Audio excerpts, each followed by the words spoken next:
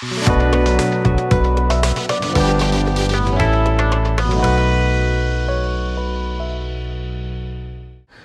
दोस्तों, welcome back to my channel. आज हम इस वीडियो में हर्पिस सिम्प्लेक्स के बारे में चर्चा करेंगे। हर्पिस सिम्प्लेक्स बहुत टाइप का होता है, लेकिन यहाँ पे पर्टिकुलरली हम हर्पिस लाबियालिस, जो हिंदी में बुखार छाला बोलते हैं, इसके बारे में चर्चा करेंगे और आपको बताएंगे कि ये क्यों होता है और इसका लक्षण क्या होता है और इसका इलाज के बारे में डिस्कस करेंगे। तो चलिए स्टार्ट करते हैं टॉपिक। हर्पिस लाबियालिस, इसको कोल्ड सोर भी बोलते हैं और ओरल हर्पिस भी बोलते हैं और हिंदी में बुखार छाला बोलते हैं। ये एक्चुअली एक वायरल इन्फेक्शन है, एक वायरस होता है जिसका नाम है हर्पिस सिम्प्लेक्स वायरस। मोस्टली ये टाइप 1 हर्पिस सिम्प्लेक्स वायरस से होता है, लेकिन कभी कभार टाइप 2 से भी ये इन्फेक्शन हो सकता है। तो चलिए जानते हैं ये हर्पिस का इन्फेक्शन क्यों होता है। जो लोग का हर्पिस इन्फेक्शन ऑलरेडी है, अगर आप उनके आसपास जाते हैं और उनसे क्लोज कांटेक्ट में आते हैं, थ्रू डायरेक्ट कांटेक्ट हो या इनडायरेक्ट कांटेक्ट हो, तो वहां से आपको ये इन्फेक्शन डायरेक्ट आ जाता है। मानिए किसी का हर्पिस इन्फेक्शन थ्रोट में है और आप उसको किस करें तो आपको ये हो सकता है। अगर किसी माँ को ये हर्पिस लाबियालिस है और उसके बच्चे को गोद में ले रहा है तो उसको भी ये हो सकता है। अगर कोई लिपस्टिक किसी का यूज कर रहा है और उसका हर्पिस है, वहां से भी आ सकता है। कोई अगर किसी का जूठा खाना खा रहा है जिसका हर्पिस है, चम्मच से, ग्लास से, स्ट्रॉ से, वहां से भी आपको ये हर्पिस का इन्फेक्शन हो सकता है। और एक होता है ओरल सेक्स, यानी किसी का अगर प्राइवेट पार्ट में ये हर्पिस का इन्फेक्शन हो रहा है या हुआ है और आप वहां पे उसको किस कर रहे हैं या ओरल सेक्स कर रहे हैं, तो उससे भी आपको ये हर्पिस लाबियालिस यानी बुखार छाला हो सकता है। ये कितना टाइप का होता है? ये नॉर्मली 2 टाइप का होता है। फर्स्ट होता है primary herpes simplex infection, second होता है सेकेंडरी। तो चलिए जानते हैं प्राइमरी इन्फेक्शन क्या होता है। प्राइमरी यानी जब फर्स्ट टाइम ये इन्फेक्शन किसी को होता है तो उसको प्राइमरी हर्पिस सिम्प्लेक्स इन्फेक्शन बोलते हैं। तो उस केसेस में क्या होता है, ये बहुत दिन तक रहता है, यानी 7 से 14 दिन, कभी कभार 20 दिन तक रह सकता है और ये सीवियर होता है, बहुत ज़्यादा सिम्टम्स देता है। सिम्टम्स में क्या क्या हो सकता है? जहाँ पे आपको हर्पिस हो रहा है वहाँ पे जलन होता है, जैसे आप फोटो में देख रहे हैं। जब पहले ये होता है होठ के आसपास या होठ में आपका छोटा छोटा ब्लिस्टर से होता है या वेसिकल होता है जहाँ पे फ्लूइड भरा हुआ होता है, तो ये बहुत पेनफुल यानी बहुत दर्द होता है और इसके साथ साथ जलन भी होता है, खाने पीने में तकलीफ होता है। कभी कभार सिस्टमिक सिम्टम्स यानी बुखार हो सकता है, हेडेक हो सकता है, मसल पेन हो सकता है, नसिया यानी आपको उल्टियाँ भी आ सकता है। ये सारे सिम्टम्स भी हो सकता है।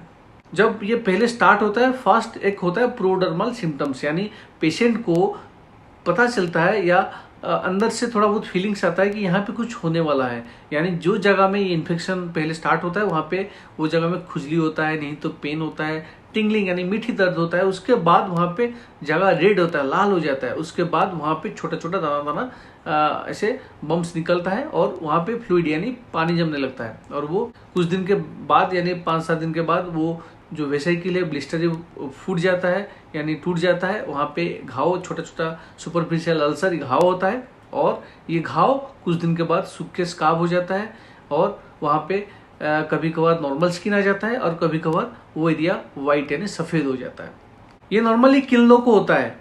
जो लोग ओवर क्राउडेड यानी बहुत लोग, सारे लोग एक साथ में रहते हैं या एक जगह में बहुत सारे लोग इकट्ठे रहते हैं, वहाँ पे हो सकता है।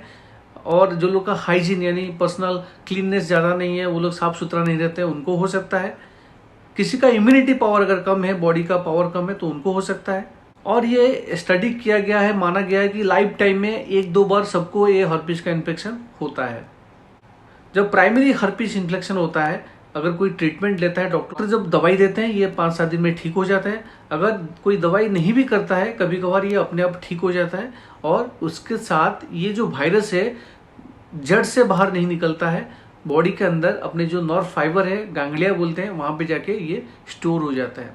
फिर कुछ दिनों के बाद अगर कोई स्ट्रेस में आता है, चाहे वो फिजिकल स्ट्रेस हो, मेंटल स्ट्रेस हो, कोई भी तरीका का स्ट्रेस हो, तब ये वायरस रिएक्टिवेट होता है, तब उसको बोलते हैं सेकेंडरी हर्पिस। सेकेंडरी हर्पिस वही सेम जगह में जहाँ पे पहली बार आपका हर्पिस हुआ था वहीं पे होता है और ये कम टाइम के लिए रहता है। प्राइमरी में जैसे ज़्यादा दिन तक रहता है, 2-3 हफ्ते तक रहता है। सेकेंडरी में ये ज़्यादा दिन नहीं रहता है, 2-3 दिन या 5 दिन 7 दिन तक रहता है, फिर अपने आप ठीक हो जाता है। नहीं तो कोई दवाई लेता है तो और भी जल्दी यानी 1-2 दिन में ठीक हो जाता है। और प्राइमरी में जितना ज़्यादा सीवियर सिम्टम्स रहता है, यानी पेन, बुखार, हेडेक, सरदर्द जो भी था, ये सब सेकेंडरी में कम रहता है। तो चलिए जानते हैं हर्पिस लाबियालिस यानी फीवर ब्लिस्टर को छोड़ के और क्या क्या टाइप का हर्पिस इन्फेक्शन बॉडी में हो सकता है। हर्पिस जेनेटलिस हो सकता है, जिसका ऑलरेडी हमने वीडियो बनाया, आप देख सकते हैं आई बटन क्लिक करके। हर्पिस जोस्टर हो सकता है, ये भी मेरे चैनल में आप देख सकते हैं। और होता है हर्पिस विटलो, कि ये क्या होता है, आपके उंगली में हर्पिस अगर होता है तो बहुत दर्द होता है, जिसे आप फोटो में देख रहे हैं, और इसको बोलते हैं हर्पेटिक विटलो। और एक होता है हर्पिस ग्लैडिएटरम, यानी जो लोग रेसलिंग करते हैं, कुश्ती लड़ते हैं, यहाँ पे इस जगह में कोई अगर मार देता है और किसी का हाथ में हर्पिस है, वहाँ पे ट्रांसफर हो जाता है वायरस इन्फेक्शन, तो वहाँ पे ये हर्पिस होने लगता है। बहुत रेयर है लेकिन होता है। जो लोग रग्बी प्लेयर है या हैंडबॉल प्लेयर है, वहाँ पे भी उन लोगों को प्लेयर को भी होने का चांसेस रहता है, तो इसको बोलते हैं हर्पिस ग्लैडिएटरम। तो हर्पिस जैसे बहुत सारा टाइप का होता है और डिफरेंट साइट यानी कहाँ पे होता है, इसके हिसाब से इसका नाम चेंज होते रहता है। तो चलिए जानते हैं इसका डायग्नोसिस कैसे करते हैं आपके डॉक्टर। जब भी आप स्किन के डॉक्टर के पास जाते हैं, वो इसको देख के डायग्नोसिस कर लेते हैं, ये क्लिनिकल डायग्नोसिस है। लेकिन कभी कभार अगर कंफ्यूजन होता है तो उस केसेस में बहुत सारा टेस्ट अवेलेबल है, जैसे कि हर्पिस में जो फ्लूइड यानी पानी निकलता है, उस पानी को लेके माइक्रोस्कोप के अंदर स्टेन करके देखा जाता है, जिसको बोलते हैं जैंक स्मीयर। इससे एक सेल देखने को मिलता है, जैंट सेल, जिससे आपको पता चलता है कि हर्पिस है, डॉक्टर डायग्नोसिस करते हैं। नहीं तो पीसीआर बोल के टेस्ट होता है, नहीं तो वायरल कल्चर टेस्ट होता है, ये भी किया जा सकता है, लेकिन बहुत रेयर किया जाता है, ये बहुत महंगा है, इसका नॉर्मली जरूरत नहीं होता है। तो ये तो हो गया डायग्नोसिस। तो फाइनल चलिए जानते हैं ट्रीटमेंट के बारे में, कैसे होता है इसका treatment. Primary herpes simplex infection कुछ लोगों में अगर ये माइल्ड है तो कोई ट्रीटमेंट की ज़रूरत नहीं होता है। अगर बहुत ज़्यादा सिम्टम्स है, आप बिल्कुल अपने डॉक्टर के पास जाइए, स्किन का जो डॉक्टर है, और वो आपको दवाई देंगे जो 5 से 7 दिन तक खाना होता है, और ये खाने के बाद आपका ये ठीक हो जाता है। दवाई में क्या क्या अवेलेबल है, जैसे कि एसाइक्लोविर हो सकता है, वालासाइक्लोविर होता है, फास्करनेट होता है, फार्मसाइक्लोविर होता है, नहीं तो पेनसाइक्लोविर होता है। ये बहुत सारा दवाई अवेलेबल है। आपका जो डॉक्टर चूज करेंगे कौन सा अच्छा आपके लिए होगा, वो आपको कितना डोज में देंगे, आपका बॉडी वेट के हिसाब से वो आपको सीवियरिटी के हिसाब से कितना दिन चलेगा डिसाइड करते हैं। अगर किसी का ओरल यानी टैबलेट से ये ठीक नहीं होता है तो इंजेक्शन भी अवेलेबल है, एसाइक्लोविर का, नहीं तो फॉस्करमेट का इंजेक्शन होता है, सिडोफोविर का भी इंजेक्शन होता है, वो भी सीरियस केसेस में दिया जाता है। ये एंटीवायरल दवाई के साथ साथ अगर बहुत ज़्यादा सेकेंडरी इन्फेक्शन हो गया है, बैक्टीरियल इन्फेक्शन हो गया, तो एंटीबायोटिक भी खाने के लिए लगाने के लिए देते हैं। पेन किलर दिया जाता है, जिसे पैरासीटामोल, आइबुप्रोफेन दिया जा सकता है। कोल्ड कंप्रेस यानी ठंडा पानी से या बर्फ से थोड़ा अगर कंप्रेस करते हैं, सेक देते हैं, तो आपको आराम मिलता है। और इसमें आपको साइट्रस फूड यानी खट्टा वाला खाना अवॉइड करने को डॉक्टर बोलते हैं, क्योंकि ज़्यादा जलन होता है, जैसे कि नींबू, संतरा, आंवला, ये सब आपको अवॉइड करना होता है। आप टमाटो भी अवॉइड कर सकते हैं। सेकेंडरी या रिकरेंट हर्पिस सिम्प्लेक्स का इन्फेक्शन भी ट्रीटमेंट वैसे ही होता है, लेकिन इसका ड्यूरेशन यानी प्राइमरी में जैसे 5 से 7 दिन या 10 दिन के लिए दवाई खाना पड़ता है, सेकेंडरी में कम दिन के लिए खाना पड़ता है, 5 दिन या 6 दिन में भी ये कोर्स कंप्लीट हो जाता है। सेकेंडरी हर्पिस सिम्प्लेक्स का और एक ट्रीटमेंट होता है, ये होता है सप्रेसिव ट्रीटमेंट, यानी जिन लोगों का बार बार होता है ये इन्फेक्शन, साल में 6 बार, 9 बार, 10 बार ऐसे होता रहता है, तो उस केसेस में एक होता है सप्रेसिव ट्रीटमेंट, यानी आपका डॉक्टर आपको ये जो एसाइक्लोविर या वालासाइक्लोविर, ये जो एंटीवायरल दवाई है, लॉन्ग टर्म 1 साल तक खाने के लिए दे सकते हैं। और कितना दिन के लिए देना है ये डिसाइड डॉक्टर करेंगे। आपका इसके लिए टेस्ट भी करना होता है, बिना टेस्ट के आप इतना दिन दवाई आपके डॉक्टर आपको नहीं देते हैं। और जिन लोगों का कभी कभार ये रिकरेंस होता है नहीं दोबारा हो जाता है, तो उन लोगों को पता होता है कि अभी हर्पिस होने वाला है, क्योंकि वहाँ पे प्रोड्रोमल सिम्टम्स होता है, जैसे कि खुजली होता है, पेन होता है।